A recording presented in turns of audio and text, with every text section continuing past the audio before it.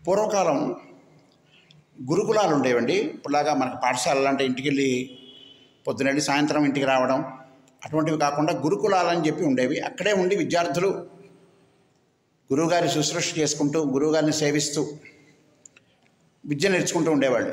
ఆశ్రమ పాఠశాలలాగా ఆశ్రమంలోనే ఉండి అక్కడే గురువుగారి సంరక్షణలో ఉంటూ విద్య నేర్చుకుని నిష్ణాతులైన తరువాత గురువుగారి ఆజ్ఞతో ఇంటికి వెళ్ళిపోతూ ఉండేవాళ్ళు. వాళ్ళు అయ్యా నీ నాన్న నీ చదువు పూర్తయింది, నువ్వు వెళ్ళి ఇంకా చక్కని ఏదైనా ఉపాధిని వెతుక్కో అని పంపించేంతవరకు కూడా గురు శుశ్రూష చేసేవాళ్ళండి.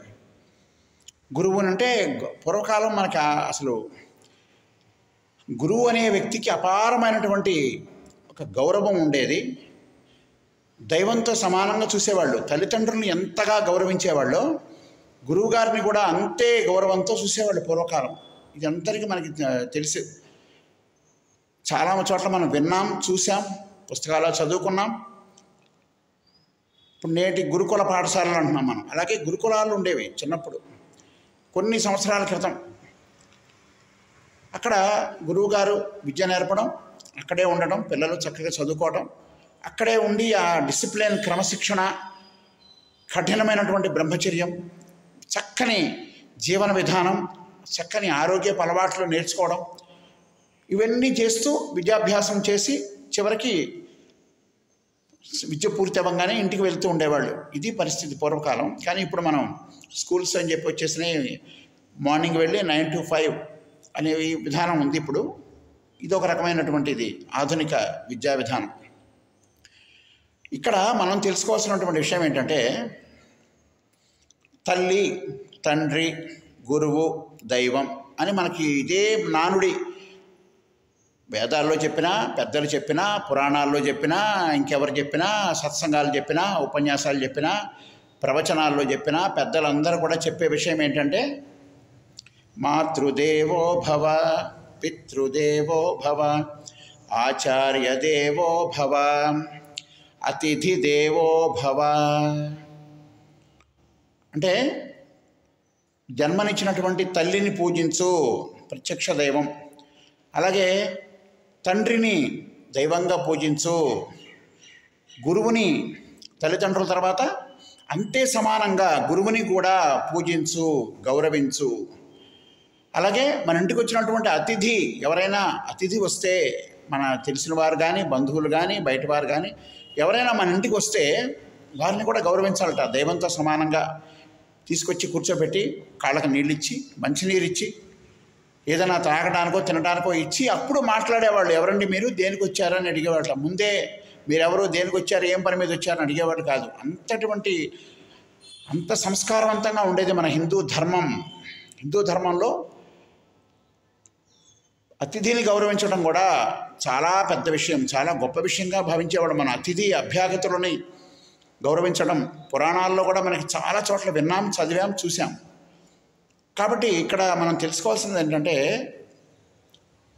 తల్లి, తండ్రి ప్రత్యక్ష దైవాలుగా భావించి వారి అడుగుజాడల్లో వారు చెప్పిన మాటలు వింటూ వారు ఏం చెబితే అదే చేస్తూ, ఏ తల్లిదండ్రులు కూడా పిల్లలకి చెడు చెప్పరు, చెడు మార్గంలో తిరగమని చెప్పరు. కాబట్టి మనకి ప్రమాదం ఏమీ ఉండదు.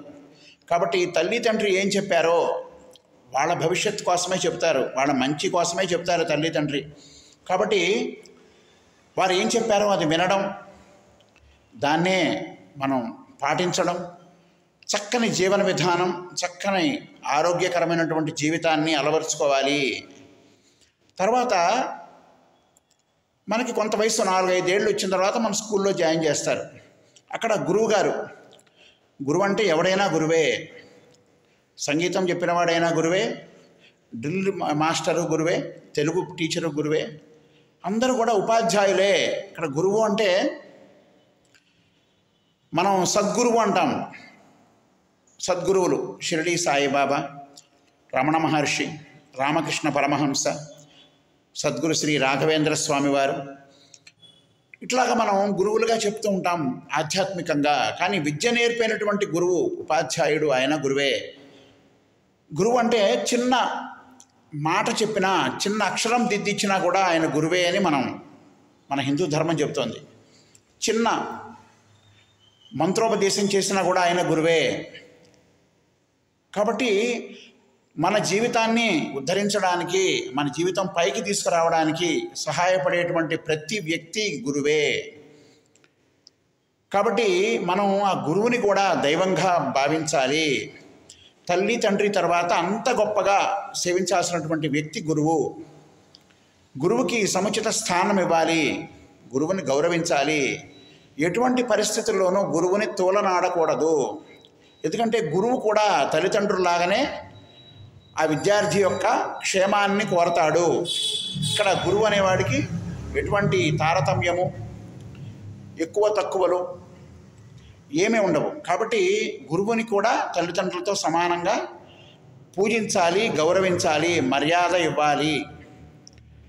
ఇది మన హిందూ ధర్మంలో అనాదిగా కొన్ని వేల సంవత్సరాల క్రితమే పురాణాల్లో చెప్పబడి ఉంది. గురువుని ఏ విధంగా గౌరవించాలి. గురువు శుశ్రూష చేసేవాళ్ళు పూర్వం ఎంత మాట అంటే అంత మాటకి పాటించేవాళ్ళు. గురువుగారు ఏదైనా పని చెబితే చెయ్యను, నాకు కుదరదు అనేది ఉండేది కాదండి.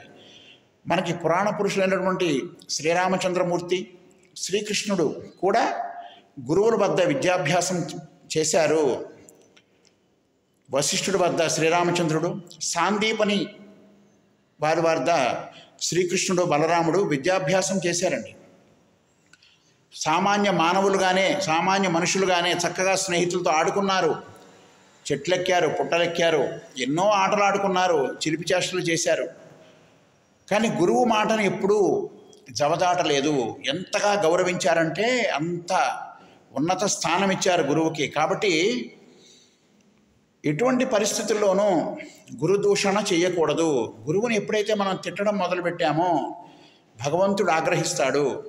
ఎందువల్లనంటే గురువు ఎప్పుడూ ఏ విద్యార్థి యొక్క చెడుని కోరడు.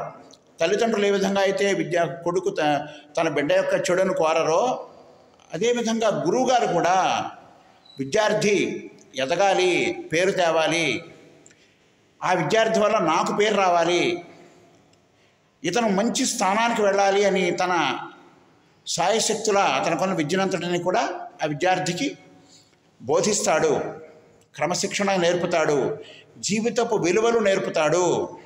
గురువు అనేవాడు తల్లిదండ్రి కన్నా కూడా గురువు మిన్న. ఎందుకంటే మనలో ఉన్నటువంటి అజ్ఞానాన్ని తొలగించి జ్ఞానం అనే దీపాన్ని వెలిగించేవాడు గురువు. గురువు అంటే అజ్ఞానాన్ని తొలగించేటువంటి వాడు, జ్ఞాన జ్యోతిని వెలిగించేటువంటి వాడు. చీకటిగా ఉన్నటువంటి రూముని ఒక గదిలో దీపం పెడితే ఏ విధంగా అయితే వెలుగుతో నిండిపోతుందో, అలాగే మనసులో ఉన్నటువంటి చీకటి అనేటువంటి అజ్ఞానాన్ని తొలగించి జ్ఞానం అనే విద్య అనే జ్ఞానాన్ని మనకు ప్రసాదించి మన జీవితాంతం ఉపయోగపడే విధంగా మనం బ్రతికున్నంతకాలం ఆ విద్య ఉపయోగపడుతుంది. గురువుగారు నేర్పిన విద్య బ్రతికున్నంత వరకు ఉపయోగపడే విధానంగా విద్యాబోధన చేసి ఉన్నత స్థితికి వచ్చే విధంగా చేసి అతను గొప్ప స్థాయికి వెళితే చూసి ఆనందించేవాడు గురువు. కాబట్టి గురువుని గౌరవించాలి అనేది మన ఆర్ష సంస్కృతి. హిందూ ధర్మం, సనాతన హిందూ ధర్మంలో గురువుకి అత్యున్నత స్థానాన్ని ఇచ్చారు. దాన్ని మనం హిందువులుగా దాన్ని తప్పకుండా పాటించాలి. మహామహులందరూ గురు శుశ్రూష చేసి ఉన్నత స్థానానికి వెళ్ళారు. ఎప్పుడైతే గురువుని దూషణ చేస్తున్నామో భగవంతుడు మన ఎడ కన్నెర్ర చేస్తాడు. మనకు వచ్చేటువంటి విద్య సన్నగిల్లిపోతుంది, మనకు వచ్చే విద్య వెనకెళ్ళిపోతుంది, అడుగంటిపోతుంది. కాబట్టి గురువుని ఎప్పుడు కూడా ఎటువంటి పరిస్థితుల్లోనూ గురువుని తోలనాడకూడదు, గురువు దూషణ చేయకూడదు. గురు దూషణ చేస్తే అంతకంటే మహాపాతకం ఇంకోటి లేదు. తల్లిదండ్రుని ఏ విధంగా అయితే దూషణ చేయకూడదో గురువుని కూడా, విద్య నేర్పిన గురువుని దూషణ చేయకూడదు. ఇది మన హిందూ ధర్మము, మన సనాతన హిందూ ధర్మంలో నేర్పినటువంటి సంస్కృతి ఇదే. గురువుని గౌరవించు. ఎందుకంటే గురువుని గౌరవిస్తేనే నీకు భగవంతుని యొక్క కృప కలుగుతుంది. ఉన్నత స్థానానికి భగవంతుని తీసుకెళ్ళిపోతాడు నిన్ను. నీకు తెలియకుండానే నువ్వు మంచి స్థానానికి వెళ్ళిపోతూ ఉంటావు. నువ్వు ప్రయత్నపూర్వకంగా అప్రయత్నంగానే వెళ్ళిపోతావు. గురువుని శుశ్రూష చేయి, గురువుని గౌరవించు, గురువుకు మర్యాద ఇవ్వు, గురువుని తిట్టబాకు, తోలనాడబాకు అని మన హిందూ ధర్మము, సనాతన ధర్మం చెప్తోంది. అలాగే అతిథి ఎవరైనా మన ఇంటికి వచ్చారు, దాహం వచ్చింది, వాళ్ళ పాపం రోడ్డు మీద వెళుతూ అనుకోకుండా దాహంతో అల్లాడిపోతున్నారు, అమ్మా కాస్త మంచినీరు ఇస్తావా అంటే మనం లోపలికి పిలిచి కూర్చోబెట్టి తోలనాడకూడదు, వాళ్ళని తిట్టకూడదు, చీపో అనకూడదు. ముందు మంచినీరు ఇవ్వాలి, దాహం తీర్చి ఆ తర్వాత వారి పరిస్థితిని కనుక్కోవాలి. ఎవరైనా అవసరమై మన ఇంటికి వస్తే ఏదైనా వారికి ముందు సముచిత సత్కారం చేసి, అంటే కాళ్ళకి నీళ్ళు ఇచ్చి కాస్త మంచినీరు ఇచ్చి సేద తీరిన తర్వాత వారు కుశల ప్రశ్నలు అడగాలి. ఇది మన ధర్మం. కాబట్టి ఇక్కడ తల్లి, తండ్రి, గురువు, దైవాన్ని ఎప్పుడైతే మనం సేవిస్తున్నామో, పూజిస్తున్నామో, మన జీవితం మనకు తెలియకుండానే అప్రయత్నంగానే అత్యున్నత స్థాయికి వెళ్ళిపోతుంది.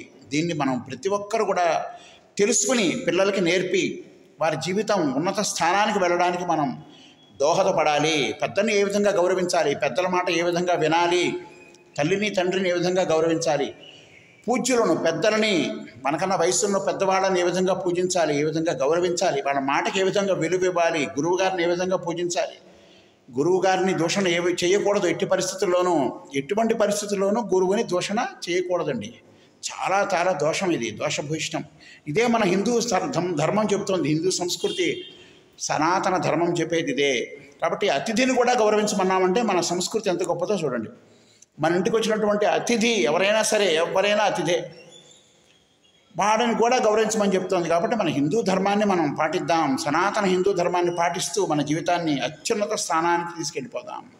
జై శ్రీరామ్.